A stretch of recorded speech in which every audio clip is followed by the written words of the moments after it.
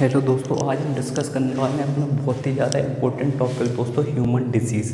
दोस्तों, जब आदमी जो हेल्थी होता है तो उसे कोई प्रॉब्लम नहीं होती। जब डिसीज़ होना स्टार्ट हो जाती है तो डिसीज़ दोस्तों जो होती है हमारे ऑर्गन पार्ट को क्या करते हैं दोस्तों, इफेक्टेड करती है। और जो दोस्तों सिम्टम जो पाए जाते हैं, लक्षण जो दोस्तों पाए जाते हैं, वह तो लंग्स में, लीवर में, स्टोमच में या फिर ब्लड में या किडनी में दोस्तों पाए जाते हैं।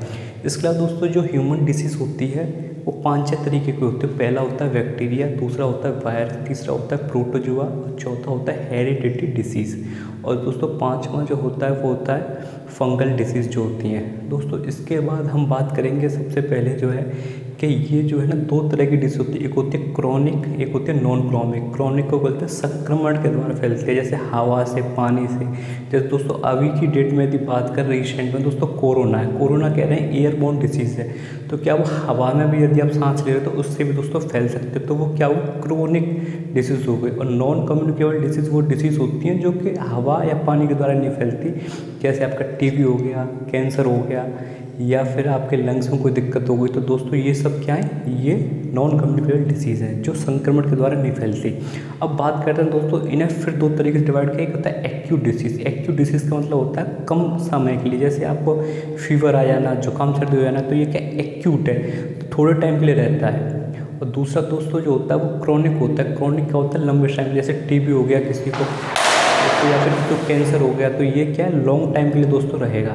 तो दोस्तों इसी में सबसे पहले शुरुआत करते हैं दोस्तों। हेरिडिटी डिसीज़ जो होती है क्या होती है, वो दादा दादी से जाती है उनके पेरेंट्स में, उनके बाद उसका असर पड़ता है उसका पोते तक दोस्तों।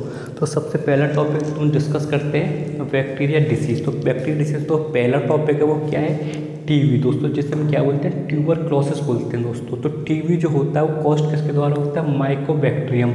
दोस्तों डायरेक्ट ऑप्शन दे रखा होता है कि टीवी रिलेटेड टू वायरस है, बैक्टीरिया, फंगी है, क्या है, तो आपको डायरेक्ट ऑप्शन करना है। बस हमें पता होना चाहिए किस कैटेगरी में आता है दोस्तों। इसके अलावा क्या करता है, इफेक्टेड करता है लंग्स को, फेफड़ों को दोस्तों क्या करता है, इफेक्टेड करता है। और दोस्तों ये हमेशा जो है फुल फॉर्म पूछे जाते हैं। बीसीजी की फुल फॉर्म क्या है, इसमें आपको सी पूछ लेगा, कभी बी पूछ लेगा, कभी जी पूछ लेगा। तो इसकी फुल फॉर्म बेसिलस कैलमिटी गुरी। तो दोस्तों इसके बाद सेकंड जो डिसीज़ पे आते हैं उसे बोलते हैं डीपीटी, डेप्थीरिया, पर्ट्यूसिस और टेटनिस। तो इसमें डी से होता है डेप्थीरिया। तो डेप्थीरिया में लक्षण क्या पाए जाते हैं, कफ हो जाता है हमें।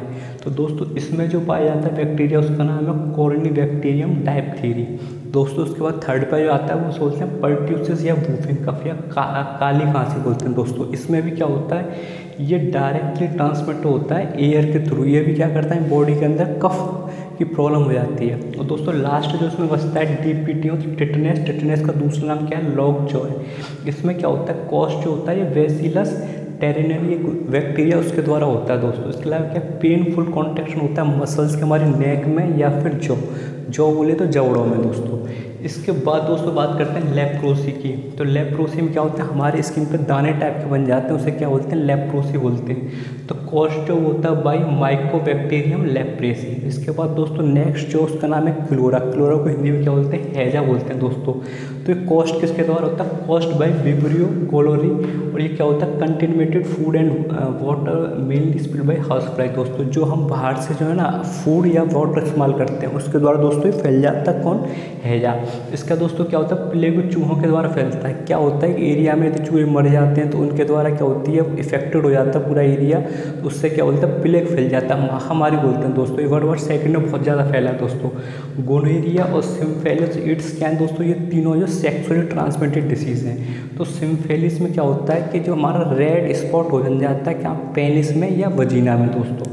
अब बात करें गोनोरिया में। गोनोरिया में क्या होता है, ये सेक्सुअली ट्रांसमिटेड डिसीज़ है। जब महिला गर्भवती होती है, प्रेगनेंसी होती है, उस केस में दोस्तों उसको प्रॉब्लम होना स्टार्ट हो जाती है। इसके बाद बात करते हैं दोस्तों निमोनिया। दोस्तों निमोनिया में क्या, जब नया बच्चा जन्म लेता है तो उसके लंग्स में दिक्कत हो जाती है, तो उसे क्या बोलते हैं, निमोनिया। तो लंग्स इफेक्टेड डिजीज है दोस्तों। तो आज हमने अभी डिस्कस कर लिया बैक्टीरियल डिजीज दोस्तों। सेकेंड टॉपिक हम स्टार्ट कर रहे हैं अपना वायरस दोस्तों।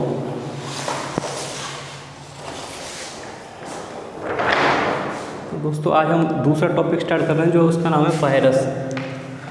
तो दोस्तों वायरस में जो सबसे पहले जो आते हैं वायरस दोस्तों वो फैलता है, वो एयर या वाटर के द्वारा फैलाया जाता है। तो पहला पॉइंट जो उसमें आता है वो मीजल्स आता है।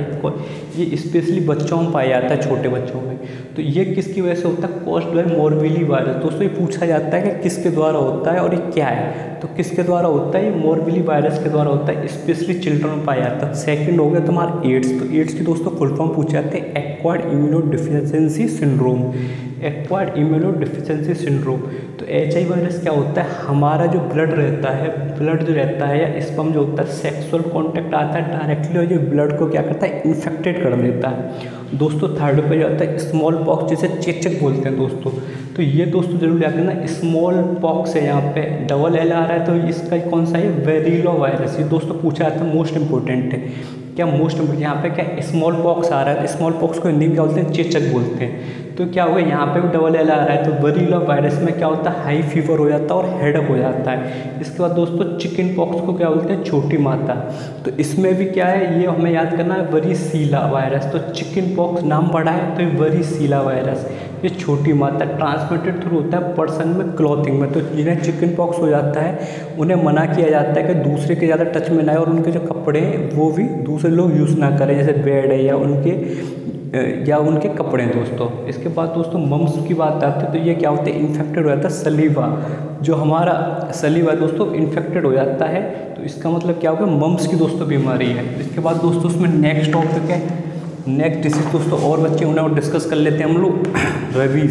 रेबीज को क्या बोलते हैं दोस्तों? हाइड्रोफोबिया हो जाता है। ये डिसीज़ जो ट्रांसमिटेड होती है किसके द्वारा? एनिमल के द्वारा, डॉग फॉक्स के द्वारा दोस्तों, या वुल्फ के द्वारा।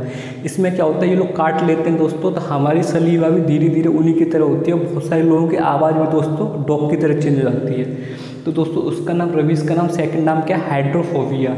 इसके बाद दोस्तों इन्फ्लुएंजा या फ्लू, ये भी क्या है? वायरस है दोस्तों। इसके बाद हेपेटाइटिस की बात करें तो VCD जो क्या है? सेक्सुअली ट्रांसमिटेड है। ये पूछा आता है दोस्तों। हेपेटाइटिस जो कौन सा सेक्सुअली ट्रांसमिटेड नहीं है। तो A और E वाला जो दोस्तों सेक्सुअली ट्रांसमिटेड, बाकी VCD दोस्तों क्या है? सेक्सुअली ट्रांसमिटेड डिसीज़ है। उसके बाद करते हैं दोस्तों पोलियो की। तो दोस्तों आप सभी जानते हैं पोलियो की भी आजकल जो भारत सरकार जो 2 बूंद जिंदगी के नाम से स्कीम चलाती है, जो कि छोटे बच्चों को 5 साल तक के बच्चों को मुफ्त में दोस्तों पिलाई जाती है। तो ये क्या करता है? नर्वस सिस्टम को दोस्तों इफेक्टेड करता है। पोलियो की वजह से क्या होता है? नर्वस सिस्टम हमारा डैमेज हो जाता है। इसके अलावा फर्स्ट पोलियो वैक्सीन जो डेवलप की थी जॉन साल के द्वारा दोस्तों। इसके बाद करते हैं हम इसकी फंगल डिसीज़ की। तो फंगल डिसीज पहले पे आता है एथलेटिक फूड, सेकंड पे आता है अस्थमा, थर्ड पे आता है रिंगवॉर्म और चौथे पे आता है स्कैबी। दोस्तों आपको डायरेक्ट पूछा जाएगा कि इसमें से कौन सी फंगल डिसीज़ है। तो एथलेटिक फूड, अस्थमा, रिंगवॉर्म और स्कैबी दोस्तों। तो आज हमने डिस्कस कर लिया अपना ह्यूमन डिसीज़ का पार्ट 1 दोस्तों। एक हेरिडिटी डिसीज़ बची है और दूसरा प्रोटोजोआ डिसीज़ बची है दोस्तों। इन दोनों को मैं नेक्स्ट क्लास में दोस्तों डिस्कस करूँगा। थैंक यू दोस्तों। जैसे लाइक कीजिए, शेयर कीजिए और सब्सक्राइब कीजिए। आपका होस्ट लोकेश सारस। थैंक यू दोस्तों।